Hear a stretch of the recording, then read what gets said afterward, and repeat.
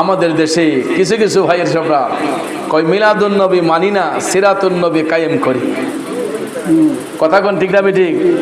কয় মিলাদুন নবী নিপাত যাক, সিরাতুন নবী কায়েম হোক, এরকম স্লোগানও আমাদের কানে আসে, শুনতে পাওয়া যায়। আপনারা বলেন আগে মিলাদ নাকি আগে সিরাত? মৌলবী অর্থই জানে না। মিলাদ শব্দের অর্থ জন্ম বা শুভাগমন, আর সিরাত শব্দের অর্থ হলো আখলাক বা চরিত্র। কি সিরাত শব্দের অর্থ? চরিত্র, আখলাক। আর মিলাদ শব্দের অর্থ জন্ম বৃত্তান্ত বা শুভাগমন।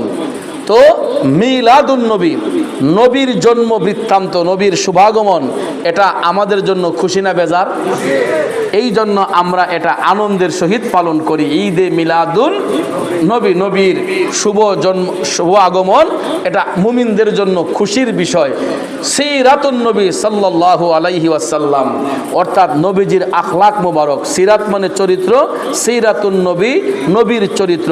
সিরাতুন নবী সাল্লাল্লাহু আলাইহি ওয়াসাল্লাম, নবীজির আখলাক মোবারক, চরিত্র মোবারক, এগুলাকে আমাদের জন্য পালন করা দরকার আছে না নাই?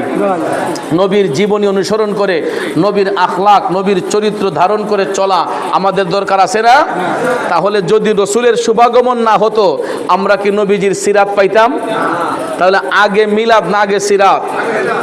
আগে হচ্ছে মিলাদ, পরে হচ্ছে সিরাত। তো আমরা মিলাদুন নবীও পালন করি, সিরাতুন নবী কায়েম করি। আমরা মিলাদুন নবীর মাধ্যমে সিরাতুন নবীর আলোচনা করি। কথা কোন ঠিক না ঠিক? তো যারা নবীর আগমনকে অস্বীকার করে, সিরাত মানে আগমন মানে না, তাহলে এরার মধ্যে বেজাল আছে না নাই? কথা কোন আছে না নাই?